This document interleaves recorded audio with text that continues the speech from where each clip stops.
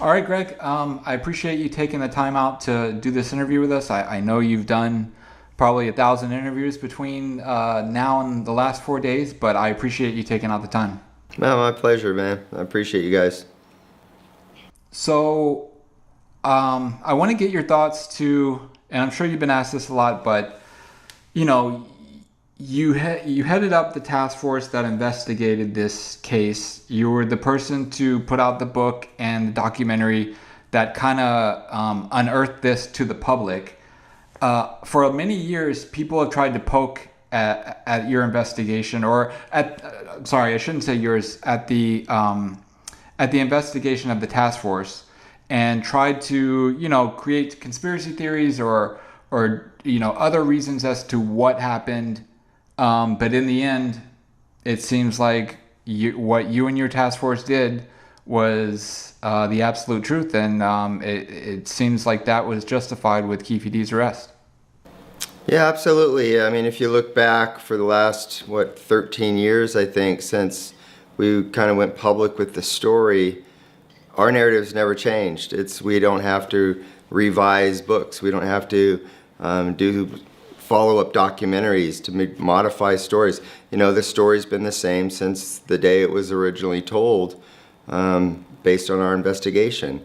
So that consistency ought to indicate something to people who are trying to figure out what the truth is. And we've been on the same set of tracks the whole time, and here we are. And it's great to see that what we knew back in 2009 and 2010 is what is starting to come to the surface as the truth today.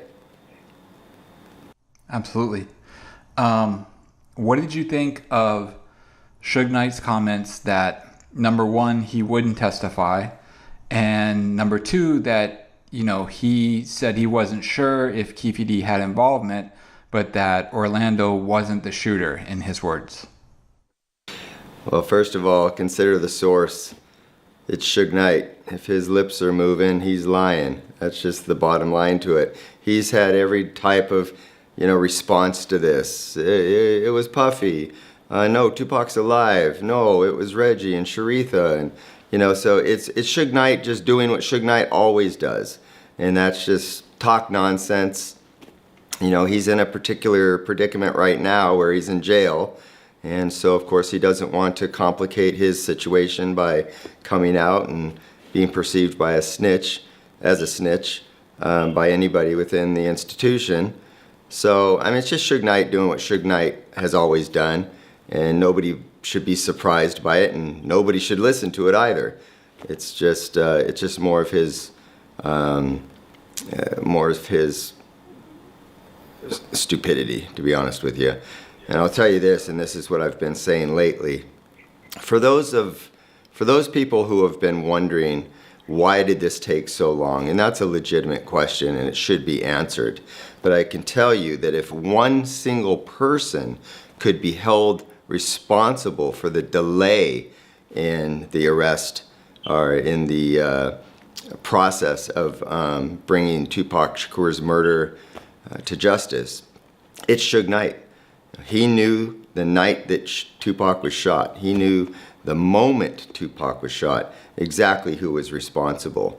And he chose not to say anything. In his own words, I don't solve murders. I don't help police.